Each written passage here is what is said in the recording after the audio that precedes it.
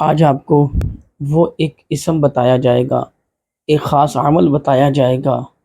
جس کے کرنے سے آپ جس سے محبت کرتے ہیں انشاءاللہ عز و جل جائز طریقے سے اس کو آپ حاصل کر لیں گے۔ اگر بیچ میں کوئی ایسی رکاوٹ ہے، آپ جس سے محبت کرتے ہیں کسی لڑکے سے، تو وہ آپ کا نہیں بن پا رہا یا نہیں ہو پا رہا، تو اس خاص عمل سے اور طریقہ کار کے مطابق اس تمام عمل کو آپ نے کرنا ہے انشاءاللہ عز و جل۔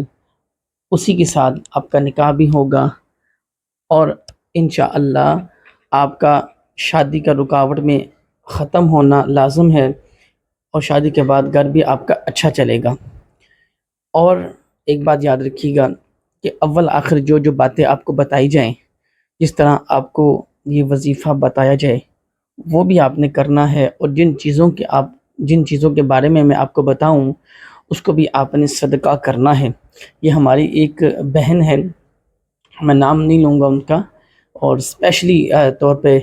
انشاءاللہ یہ ان کے لیے ہی ویڈیو ہے، اور ان کے ہی توسل سے انشاءاللہ تعالیٰ آپ تک بھی پہنچائی جا رہی ہے۔ تو اگر کوئی آپ کے جائز مقاصد ہیں تو انشاءاللہ تعالیٰ آپ میسیج میں مجھ سے پوچھ سکتے ہیں۔ تو آئیں بغیر ٹائم ضائع کیے عمل کی طرف چلتے ہیں۔ سب سے پہلے نبی کریم صلی اللہ تعالیٰ علیہ وبارک وسلم کا فرمان ہے کہ جو بھی جائز کام شروع کرنے سے پہلے بسم اللہ الرحمن الرحیم پڑھ لیا کرو، انشاءاللہ عز و جل وہ کام کبھی ادھورا نہیں رہتا، وہ کامیاب ہوتا ہے۔ اور اس یقین کامل کے ساتھ آپ نے اس وظیفے کا آغاز کرنا ہے۔ جتنا مضبوط یقین ہوگا، جتنا ایمان پختہ ہوگا، اور جتنی نیت اچھی ہوگی، انشاءاللہ عز و جل میں آپ کو گارنٹی کے ساتھ کہتا ہوں کہ آپ اپنے مقصد میں کامیاب ہو جائیں گی یا ہو جائے گا۔ تو اس کے بعد آپ نے اول آخر درود ابراہیم پڑھنا ہے۔ نماز کا درود پاک آپ سب کو آتا ہے، وہ درود ابراہیم آپ نے پڑھنا ہے۔ اللہم صلی علی سیدنا و مولانا محمد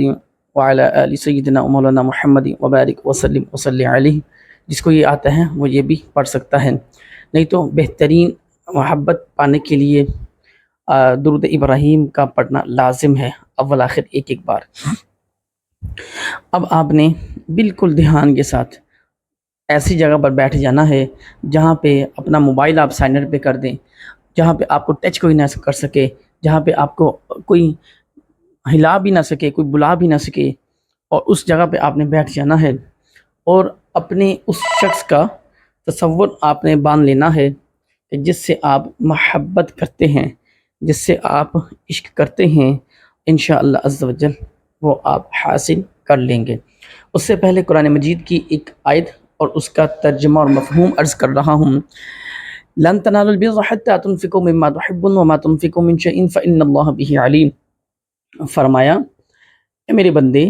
تو میرے قریب آنا چاہتا ہے، تو میرے قریب ہونا چاہتا ہے، تو میرے قریب تر آنا چاہتا ہے، تو وہ چیز میری راہ میں صدقہ کر جو تمہیں بہت زیادہ پسند ہے، محبوب ہے، اچھی ہے۔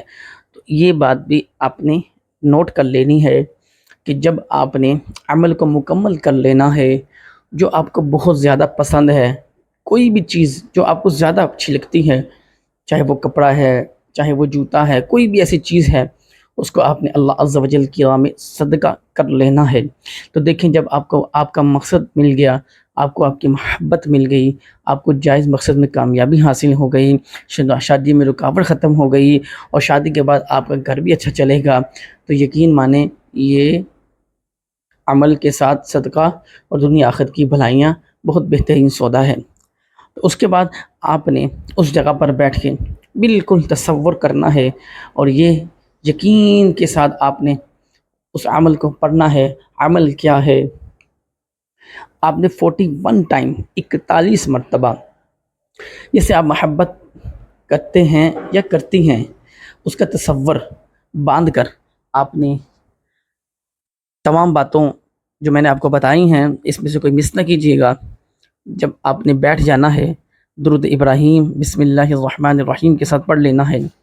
آپ نے 41 مرتبہ اللہ عز و جل کا صفاتی نام، قوی نام، کامیاب کر دینے والا نام، وہ نام جس میں بہت سے راز ہیں، وہ نام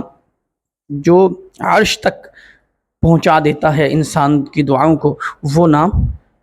جو